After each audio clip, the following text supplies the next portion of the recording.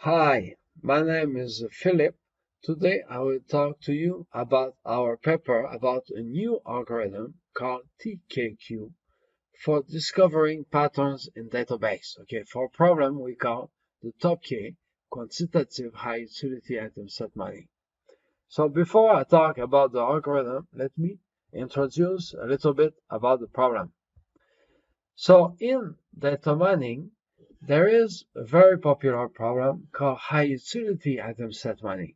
The goal is to find in some data, let's say a database about what the customer buy in a store. Okay, we want to find the sets of items that the people will buy together that make a lot of money. So let me explain to you with an example. Here we have as input a transaction database, a database of transactions from customers in a store. So here I have 7 transactions, and I have some item A, B, C, D, E, like A for apple, B for bread, C for cake, and so on. So the first transaction, T1, means some people buy 1 apple, 1 cake. T2, another person buy 1 egg, and so on. Okay. And also, we have a profit table. The profit table tells about the money. So 1 apple make $5 profit for the store, 1 bread $2, 1 cake $1, and so on. And then in this problem, the user needs to set a parameter. We call it the minimum utility. Utility means like the money, okay? So here, if we set to $30 the minimum utility, the output will be all the high utility item sets. That means the item set have a utility money profit at least $30. Okay, so this is the result we want to find. So we find, for example, AC, apple and cake, make $34. It is at least 30, so it is a high utility item set. So in this problem, to solve this problem, there have been several algorithms that have been proposed. All of them have the same input and output. So we have data. The goal is to find some patterns in the data, but we want to find quickly because the search space can be very big. We could buy apple with bread, apple with cake, apple with bread and cake, and so on. Okay. So these algorithms, they try to avoid looking at all the possibility to find the solution. There's always one solution. So to do this, they will use some upper bound on the utility of item set that will be anti-monotonic. Okay. So what I mean by item set means a set of items. And we will have some upper bound on the utility, the money, and some strategies that will help to eliminate some possibilities. Then this algorithm can find the result quickly. So all of this is great, but one important limitation is that there are no information about the quantities in the result. So for example, we find a high utility item set, coffee, cookie, and eggs. We know it makes a lot of money, but we don't know how many cups of coffee or how many boxes of cookies and so on. So there's a problem as being proposed a few years ago called the high utility quantitative item set mining, where we want to find what makes a lot of money, but we want also information about the quantities. So the result will be like what I show you on the right at the bottom. For example, 3 boxes of coffee plus 2 boxes of cookies and 6 eggs make at least $30. Okay, so this is more interesting. It gives more information to the user. We know how many boxes and so on. So I will not go into details about this, okay, because we don't have a lot of time. But the search space in high utility quantitative item set mining is very big. Why? Because we can buy different items together, like AB, AC, ABC, and so on. But also, we need to consider the quantities. So I could buy 1 apple, or 1 to 2 apples, or 5 to 6 apples. I need to consider all the possibilities to find the result. So I will skip details. So basically, we want to find the item set that looks like this. 2 apples with 6 cake. We call this a Q item set. Or with some range, like this. 5 apples with 2 to 4 bread. We call this a range Q item set. So because of these quantities and range, it is a much more difficult problem than high utility item set mining. So how to deal with all of this? Okay. There have been several algorithms for this. Here I show the most important one. Okay. And all of them have usually the same output, but will use different strategies and optimization to find the result. FHU-QI miner is the best one until now. But there are still some limitations about this. What I want to talk to you today, it is that setting the minimum utility parameter is not easy.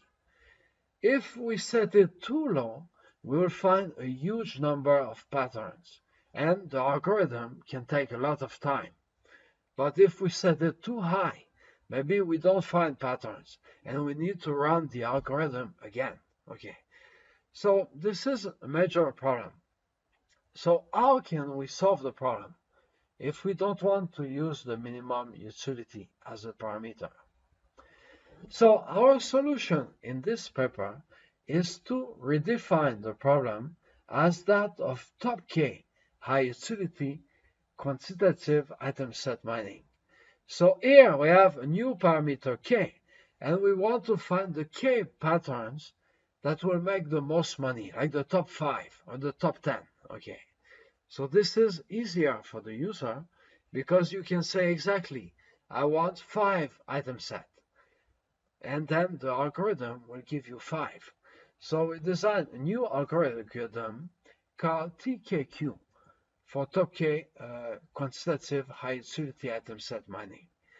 So the input is a database and K, the number of patterns you want, and the output will be the top K item set that make the most money. So here I have a simple illustration. I have the same database. So if we set K equal 3, then we will find as output the top 3 high utility quantitative item set. So here I show several results, but the top 3 will be the one here in the red color, the rectangle. Okay. So these are the top 3 item sets that make the most money. So this is the problem we propose in this paper, and we designed a new algorithm called TKQ. It uses a data structure called utility list, and also it uses some strategy to reduce the search space. It do a depth first search, but also it will have different strategies that I will not explain today because we don't have a lot of time, but you can see in the paper if you are interested. Okay.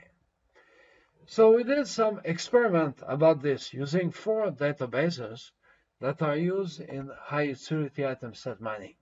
And we compare TKQ with FHU QI miner, the fastest algorithm until now.